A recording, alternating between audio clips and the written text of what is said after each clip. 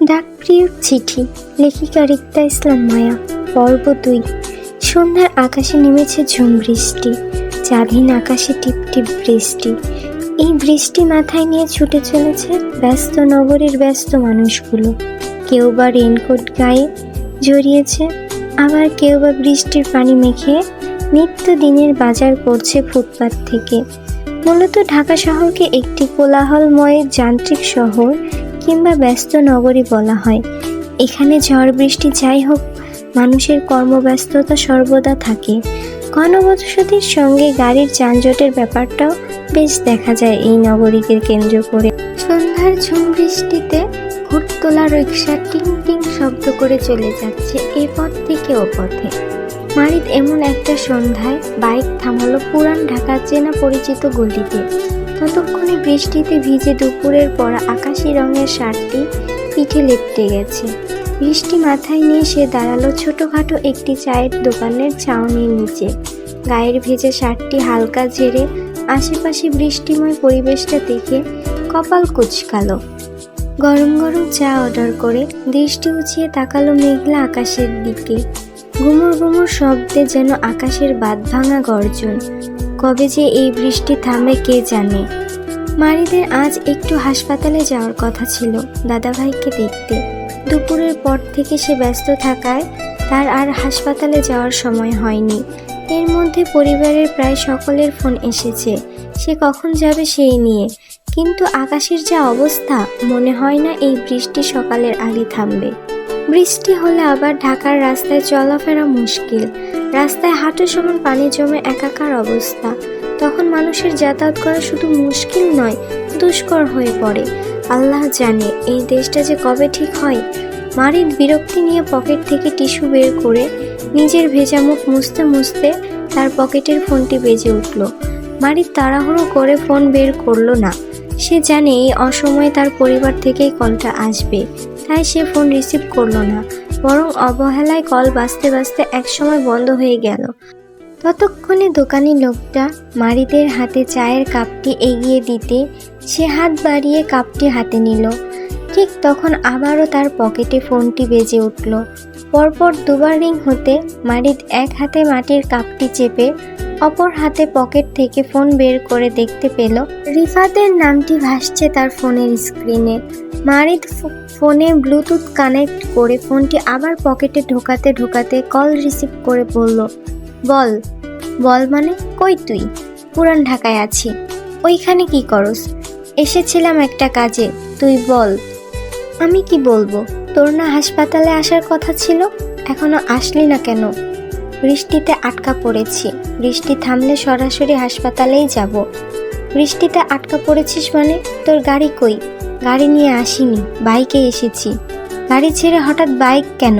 মেয়েলি চক্কর নাকি মামা? প্রেমিকা সঙ্গে আছে? তোর মাথা। ফোন রাখ। কানে ব্লুটুথ চেপে রিফাতের কলটি তৎক্ষণাৎ কেটে দিতে কয়েক সেকেন্ডের মাঝে পুনরায় ফোনটি একই দমে বেজে ওঠায় মারিদ খানিকটা বিরক্ত হলো। পকেট থেকে ফোন না বের করে চায়ের কাপে চুমুক দিতে দিতে কানের ব্লুটুথ চেপে কলটি রিসিভ করলো। পুনরায় রিফাত কল করেছে ভেবে মারিদ সেভাবে বলল, বল। আসসালামু আলাইকুম। মেয়েলি রিনরিনে কণ্ঠের সালাম শুনে মারিদ কপাল কুঁচকালো। চায়ের কাপে চুমুক দিতে দিতে সালামের উত্তর দিয়ে বলল, ওয়ালাইকুম আসসালাম। কে? এত তাড়াতাড়ি আমাকে ভুলে গেলেন ব্যবসায়িক সাহেব? আমি ব্যবসায়িক, আপনি কিভাবে জানেন? আবার ভুলে গেলেন? দুপুরে তো আপনি নিজেই বলেছিলেন আপনি ব্যবসায়িক মানুষ হিসেবে বেশ পাকা, মনে নেই? ও। মারিদকে উর্দাস গলায় উত্তর করতে দেখে ফোনের ওপাশের মেয়েটি মারিদকে শুধালো, কি মন খারাপ? না। ফোনে ঝুমঝুম বৃষ্টির শব্দ পেয়ে মেয়েটি আবারও মারিদকে প্রশ্ন করে বলল, বৃষ্টি হচ্ছে? বৃষ্টি পছন্দ না? না। কোথায় আছেন? একটা দোকানের ছাউনির নিচে। তাহলে বৃষ্টিতে দাঁড়িয়ে থাকতে বিরক্ত হচ্ছেন নিশ্চয়? মারিদের সম্মতিতে ফোনের ওপাশের মেয়েটি উচ্ছ্বসিত কণ্ঠে বলল, আমি জানি বৃষ্টি সবার জন্য রোমান্টিক নয়, তারপরও বলবো ঝুম বৃষ্টিতে ধোয়া ওড়ানো গরম গরম চা হাতে নিন। গরম চায়ের সঙ্গে ঝুম বৃষ্টি দেখার মজাই আলাদা। আর সঙ্গী হিসেবে যদি আমার মতো একজন কথাপটু মানুষ পান, তাহলে তো কোনো কথাই নেই, 2 মিনিটে আপনার মুড ঘুরে যাবে। সবাই আমাকে বলে আমি নাকি দারুণ কথা বলতে পারি, আমাকে কিন্তু বিশ্বাস করতে পারেন। আমার সঙ্গে আপনি কিন্তু বিরক্ত হবেন না। ফোনের ওপাশের মানুষটি কে মারিদ জানে না, আর না তার জানার আগ্রহ আছে, কিন্তু মেয়েটির গোছানো কথা আর প্রাণোচ্ছল কণ্ঠে যে কারো মন ভালো হয়ে যাওয়ার কথা। প্রথমে মারিদ কথা বলতে বিরক্ত হলেও অদ্ভুতভাবে তারও এখন ভালো লাগছে এই উচ্ছল কণ্ঠের কথাগুলো শুনতে। নীরব সম্মতিতে মারিদ ধোয়া ওড়ানো গরম চায়ের কাপে চুমুক দিতে দিতে তাকালো ঝুম বৃষ্টির দিকে।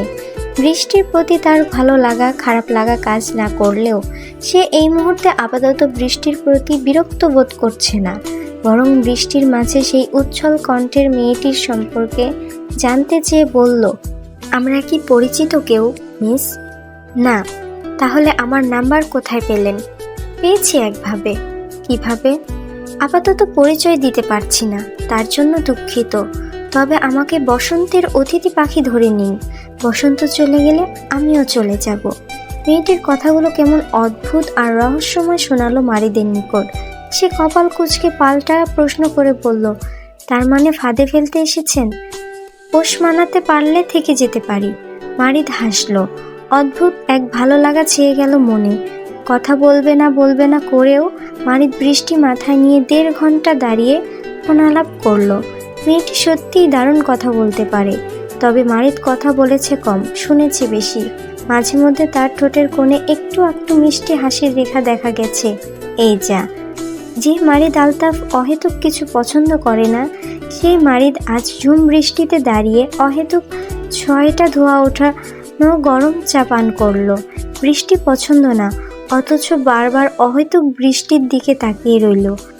এই যে সে এতগুলো অহেতুক কাজ করলো, সেটা তার বোধগম্য হলো ফোন আলাপের পর। কল কেটে যেতেই মারিদ চায়ের বিল মিটিয়ে বাইক টানলো হাসপাতালের উদ্দেশ্যে। চলন্ত বাইকে তার হঠাৎ ধারণা হলো, সে এতক্ষণ একটা অপরিচিত মেয়ের সঙ্গে এত কথা কেন বলল? কী জন্য? একটা মেয়ে কথা বলতে চাইলেই তার বলতে হবে? আশ্চর্য!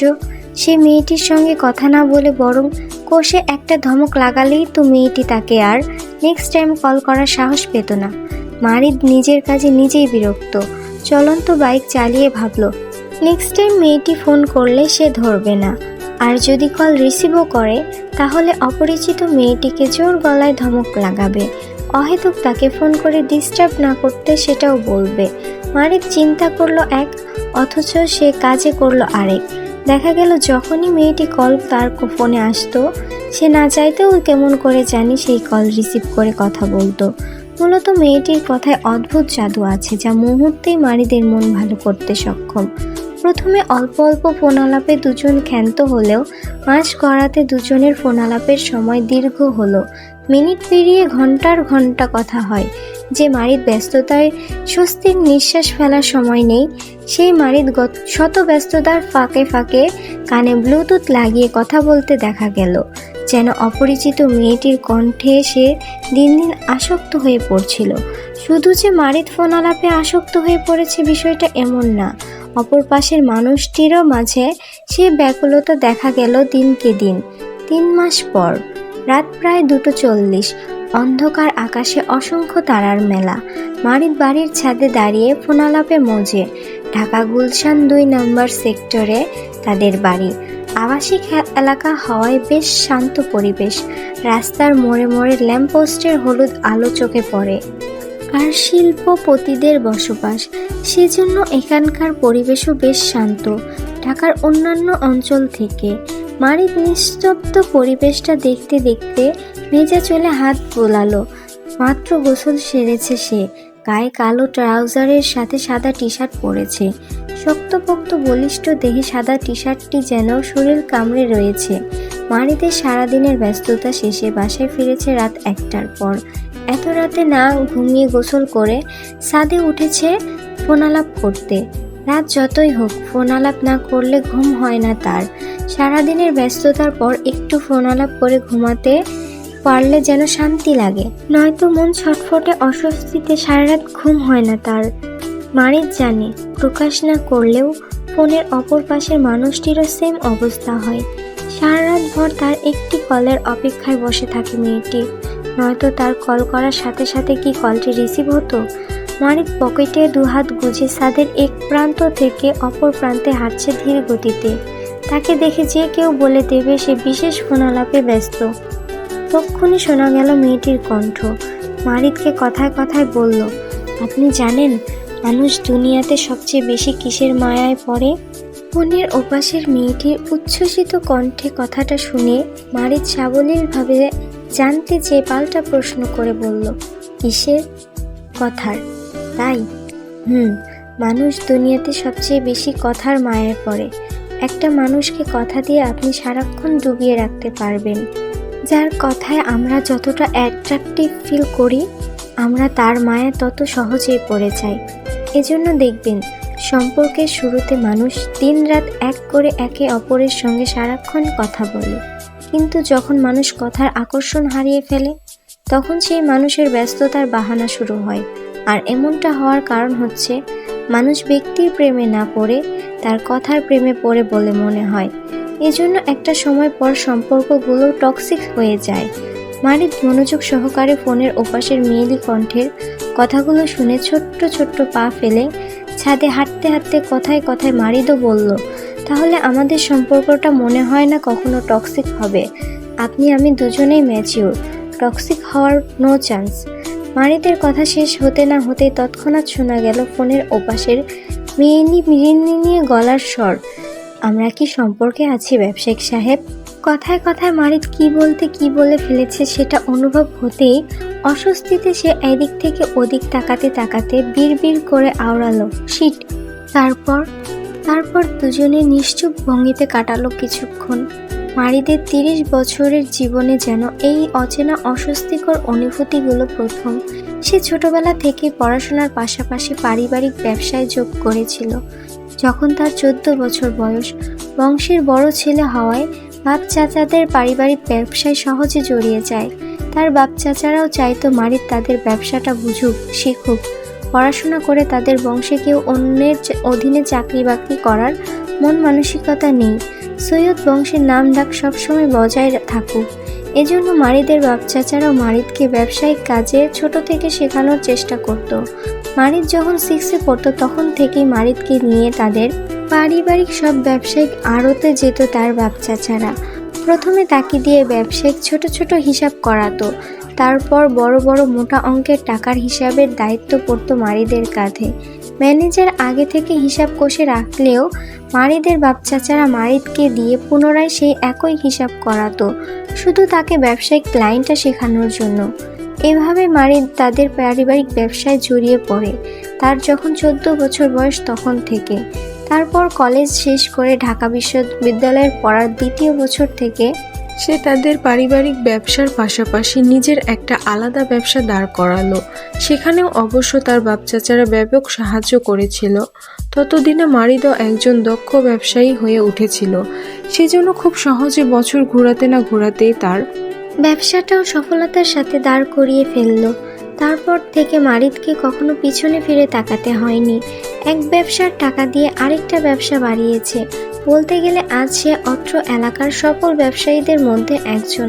তার মতো একজন দক্ষ ব্যবসায়ী হয়ে অজানা একটা ফোন কলে আটকে দিনরাত এক করে যখন তখন কথা বলাটা সত্যিই বোকামি। এই যে সে সারাদিন কত ব্যস্ত ছিল, ক্লান্তিতে তার শরীরটা ছেড়ে দিচ্ছে একটু বিশ্রাম নিতে কিংবা ঘুমানোর জন্য। এত ক্লান্ত থাকা সত্ত্বেও মারিদের ঘুমাতে ইচ্ছে করছে না। শুধু তার মন আটকে আছে এই অচেনা মানুষটার ফোন কলের জন্য। সত্যি বলতে মারিদও বিশ্বাস করে দুনিয়াতে মানুষ সবচেয়ে বেশি কথার মায়ায় জড়ায়। কথা থেকে সব কিছু শুরু হয় কিংবা শেষ হয়। এই যে মারিদের মতো একজন শক্ত মানসিকতার ছেলেও অচেনা একজনের কথায় মায়ায় জড়িয়ে রাতের ঘুম নষ্ট করে রাত জাগা পাখি হয়ে কথা বলছে। অথচ সকাল 7টার দিকেই তার কনস্ট্রাকশনের সাইটে যেতে হবে কাজের গতি দেখতে। বছর খানিক সময় হলো সে রিয়েল এস্টেটের ব্যবসা শুরু করেছে। জমি কিনে সেখানে বড় বড় ভবনের প্রজেক্ট তৈরি করছে। ভবন নির্মাণের শেষে সেগুলো ফ্ল্যাট হিসেবে বিক্রি করবে। কিন্তু বেশ কিছুদিন ধরে তার কানে খবর এসেছে কনস্ট্রাকশন সাইট থেকে রড সিমেন্টের বস্তা চুরি হচ্ছে, আর সেটার তদারকি করতে মারিদের ম্যানেজার সহ পুলিশ নিয়ে যাওয়ার কথা। অথচ মারিদ এত রাত অবধি জেগে আছে, সে সকালে ঠিক সময়ে উঠতে পারবে কিনা তাও জানা নেই। আবার ফোনটা কেটে দিতেও ইচ্ছে করছে না তার। মারিদের মনস্তাত্ত্বিক ভাবনার মাঝেই তক্ষুনি শোনা গেল ফোনের ওপাশের মেয়েরই কণ্ঠস্বর। মেয়েটি বেশ দৃঢ়ভাবে বলতে লাগলো, আপনি আমার দেখা এক চমৎকার ব্যক্তিত্বের পুরুষ ব্যবসায়িক সাহেব। আমার চোখে সব পুরুষ চমৎকার ব্যক্তিত্বের নয়, কিছু পুরুষকে আমি ভীষণ ঘৃণা করি, তবে আপনার জায়গাটা আমার জীবনে অন্যতম। আপনাকে আমি ভীষণ সম্মান করি, আমার জীবনে দ্বিতীয় শ্রেষ্ঠতম পুরুষ আপনি। মেয়েটির কথায় মারিদ কৌতূহল নিয়ে জানতে চেয়ে বলল, আর প্রথমটা কে? আমার বাবা। কোনো মেয়ের জীবনে তার বাবার পরের স্থান নেওয়াটা সহজ ব্যাপার নয়।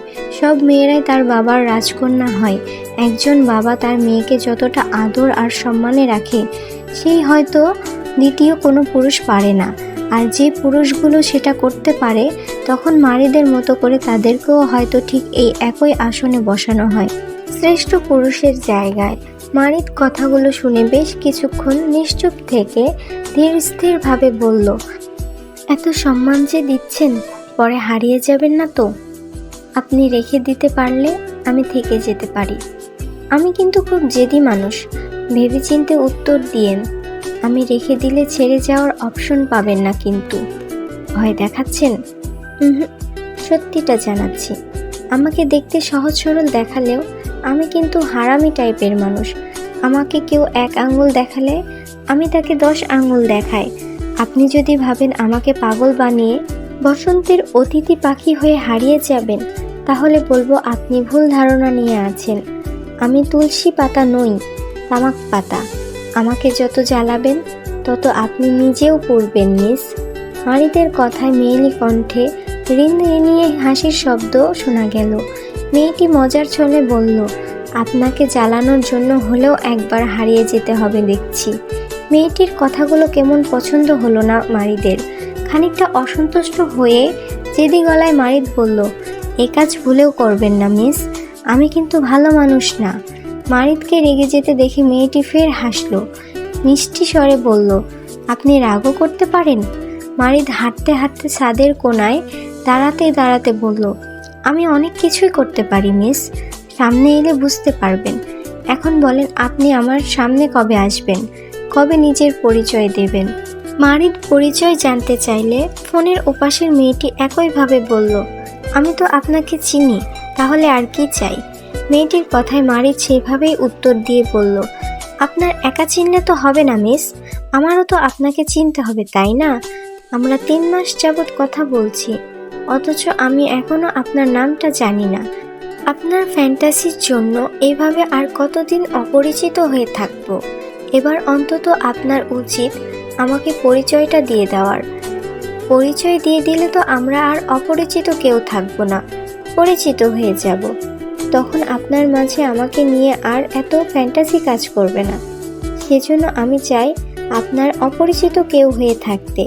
প্লিজ থাকুন না এভাবে, আমার আপনার সাথে অপরিচিত হয়ে কথা বলতে ভালো লাগে। মেয়েটির মিষ্টি স্বরের অনুরোধে মারিদ নরম সুরে আবদার জানিয়ে বলল, তাহলে আপনার আমার জীবনে অপরিচিত হয়ে থাকার সময়সীমা বেঁধে দিন মিস। আমার ধৈর্য মনে হয় দিন। আজকাল আমার ভাবনা জুড়ে আপনার বিচরণ হয়, তাই আমি চাচ্ছি আমরা পরিচিত হতে। সম্পর্কে ফ্যান্টাসি কমে গেলেও কিন্তু সম্পর্কে সুন্দর একটা নাম থাকবে মিস। মারিদের কথায় মেয়েটিও তৎক্ষণাৎ সম্মতি জানিয়ে বলল, ঠিক আছে, তাহলে খুব শীঘ্রই আমরা পরিচিত হব। শুধু নামের নয়, মানুষটারও সাক্ষাৎ হবে। অপেক্ষায় রইলাম মিস। তারপর দুজন নিশ্চুপ। কয়েক সেকেন্ড সময় নিয়ে মেয়েটি আবার বলল, আচ্ছা, একটা প্রশ্ন করি? জি।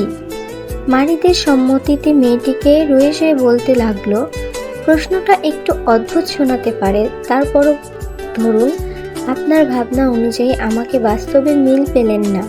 বাস্তবে আমি মানুষটা খুব কুৎসিত এবং কালো, তখন কি করবেন? চেহারা দেখে অবহেলায় ছুঁড়ে ফেলবেন নাকি আগলে নেবেন? কোনটা?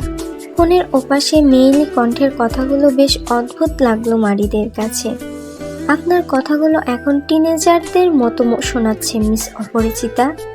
মারিদের কথায় ফোনের ওপাশের মেয়েলি কণ্ঠে কেমন নমনীয়তা আর উদাসীনতা শোনা গেল। মেয়েটি উদাস গলায় বলল, আমি তো টিনেজারই এবং খুব কুৎসিত কালো একটা মেয়ে। কালো বলে আপনিও অবহেলা করবেন না তো পরে। মারিদ ছাদের রেলিংয়ে কোমর ঠেকিয়ে তাকালো দূর আকাশে। শেষ রাতে স্নিগ্ধ ফুরফুরে বাতাসে শরীর ঠান্ডা হয়ে এসেছে। মারিদ শীতল কণ্ঠে উত্তর দিয়ে বলল, আমি ব্যবসায়িক মানুষ হতে পারি, হয়তো হিসেবে বেশ দক্ষ, তবে আপনাকে নিয়ে কখনো এতটা গভীরে ভাবিনি। ব্যক্তি হিসেবে আমার আপনার সঙ্গ ভালো লাগে, তাই কথা বলি।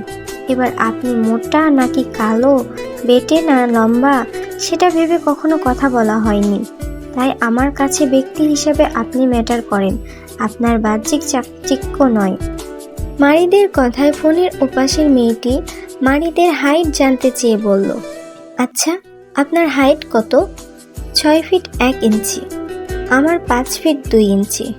মেয়েটির কথায় মারিদ সাবলীল গলায় শুধালো, আপনি মনে হয় আমার বুক বরাবর হবেন, রাইট? হতে পারি, তবে আপনার থেকে আমাকে হাইটে অনেক ছোট দেখাবে। মারিদ কথায় কথায় চট করে বলে ফেলল, ছোট দেখালে সমস্যা নেই, বরং আমার ছোট বউই পছন্দ। আমার বুকে মাথা পেতে চট করে মনের কথাগুলো পড়তে পারবেন আপনি। মারিদের কথায় যেন ফোনের ওপাশের মেয়েটি বেশ অবাক হলো। অবাক কণ্ঠে মেয়েটি তৎক্ষণাৎ মারিদকে শুধালো, বউ? মারিদ বুঝল সে আবারও কথায় কথায় ভুল কিছু বলে ফেলেছে। সম্পর্কে জড়ানোর আগেই মেয়েটিকে তার বইয়ের জায়গায় দিয়ে ফেলেছে। বিষয়টি বুঝতে পেরে সে অস্বস্তি বোধ করলো। গুমট পরিবেশে সে আবারও বিড়বিড় করে বলল, শিট অ্যাগেইন। এমন নয় যে মারিদ নিজে থেকে এসব বলে বিভ্রান্তিকর পরিস্থিতির সৃষ্টি করছে দুজনের জন্য, বরং মারিদের ধারণা অনুযায়ী যেখানে অনুভূতি তীব্র হয় সেখানে এমন টুকটাক ভুল কিছু এমনিতেই নিজ সম্বোধনে বেরিয়ে আসে। ফোনের ওপাশের মানুষটি তাকে এত গুরুত্ব দিচ্ছে বলেই তার ভিতরকার সত্তা উতলা বাতাস বইছে। সেই বাতাসের জোয়ারে সে এসব ভুলভাল বলছে, নয়তো তার 30 বছর বয়সে এমন ঘটনা বিরল। সে খুবই স্ট্রিক্ট একটা মানুষ, পড়াশোনা আর কর্ম নিয়ে এতটাই ব্যস্ত ছিল যে তার কখনো মনে হয়নি তার কাউকে প্রয়োজন।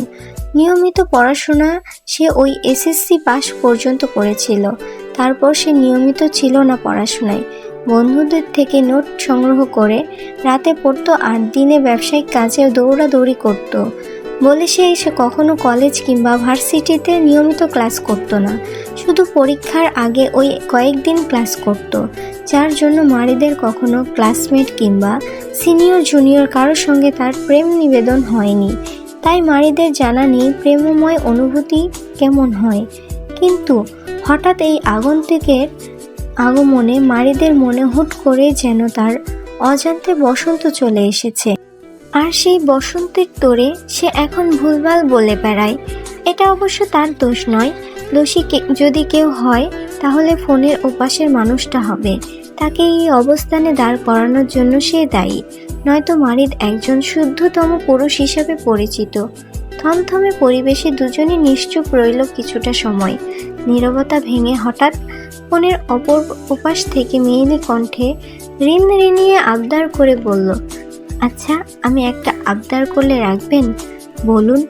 আমি যদি আপনাকে নিয়ে কখনো চিঠি লিখি তাহলে আপনি কি চিঠির উত্তর দেবেন? মারিদ পাল্টা প্রশ্ন করে বলল, হঠাৎ চিঠি কেন? মনে আর কথা বলবেন না? বলবো। তাহলে আসলে আমার না 90 দশকের কাহিনীগুলো বেশ ইন্টারেস্টিং লাগে। তখন মানুষের হাতে এত ফোনের প্রচলন ছিল না, আর না তখন সোশ্যাল মিডিয়া ছিল। তখন মানুষ যোগাযোগ করতে চিঠি নিবেদন করত। মানুষের চিঠি এক জায়গা থেকে অন্য জায়গায় পৌঁছাতে দিন, সপ্তাহ, এমনকি মাসও সময় লাগত। তারপরও তখন মানুষ একটা চিঠির উত্তরের আশায় অধীর আগ্রহে বসে থাকত, কখন তার ডাকপ্রিয় চিঠি আসবে বলে। আমি বলতে আপনি ছাড়া কেউ নেই ব্যবসায়িক সাহেব, হোক ক্ষণিকের জন্য। তারপর আমি চাইবো আমার বেনামি সব চিঠিগুলো আপনার নামে লিখতে। এখন আপনি বলুন, হবে না আমার ডাকপ্রিয় চিঠির মাধ্যম? মেয়েটির কথায় মারিদও সেইভাবেই উত্তর দিয়ে বলল, চিঠির মানুষটা যদি আপনি হন তাহলে ডাকপ্রিয় চিঠি অবশ্যই গ্রহণযোগ্য হবে মিস বসন্তের পাখি। মারিদের কথায় খুশি হয়ে চট করে ধন্যবাদ জানিয়ে বলল মেয়েটি। ধন্যবাদ কেন? আমার ডাকপ্রিয় হওয়ার জন্য। সেটা তো অবশ্যই। হঠাৎ কিছু মনে হওয়ায় তাড়াহুড়ো করে ফোনের ওপাশের মেয়েটি আবারও বলল, আচ্ছা আরেকটা কথা, আমাদের চিঠির কথাগুলো শুধু চিঠিতে সীমাবদ্ধ রাখবেন কিন্তু। চিঠির কোনো কথা আপনি ফোনে বলতে পারবেন না। যদি বলেন তাহলে চিঠি লিখে মজা পাবো না আমি। তাই চিঠির কথাগুলো শুধু চিঠিতে থাকবে আর ফোনের কথা ফোনে। দুটো বিষয় কখনো একত্র করবেন না, মনে থাকবে? জি মহারানী, যথা আজ্ঞা। তা আপনার চিঠি পাচ্ছি কবে? আমার কোন ঠিকানায় চিঠি পাঠাবেন? মেয়েটি সুন্দর হেসে বেশ স্বতঃস্ফূর্তার সাথে মারিদকে জানালো, পাঠাবো কোনো একদিন, কোনো একভাবে ঠিক পৌঁছে যাবে চিঠি আপনার কাছে, মিলিয়ে নিয়েন। মেয়েটির কথায় মারিদও সেইভাবে দুষ্টু স্বরে বলল, হ্যান্ডরাইটিং সুন্দর না হলে আমি কিন্তু চিঠির উত্তর দেব না মিস বসন্তের পাখি। ঘোড়ার ডিম। তারপর দুজনের হাসির শব্দ শোনা গেল।